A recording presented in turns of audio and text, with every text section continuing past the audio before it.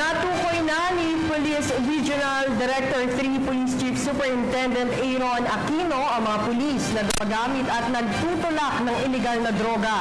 Dahil dito, bumuo ito ng isang team nang sa gayoy hindi na masira ang kanilang isinasagawang mga anti-illegal drug operations sa kanilang area of responsibility.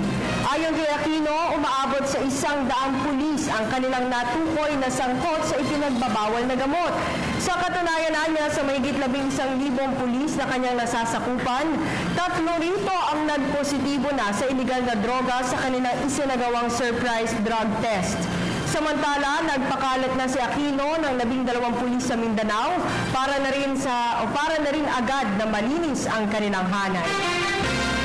Napakalaki ng problema rito, no?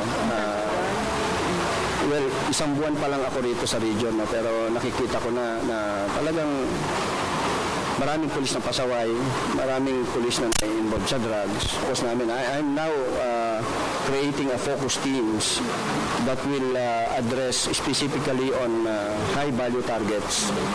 So, yun kasi yung dinaririnig natin sa mga balita na puro mga street pushers lang ang nauhuli.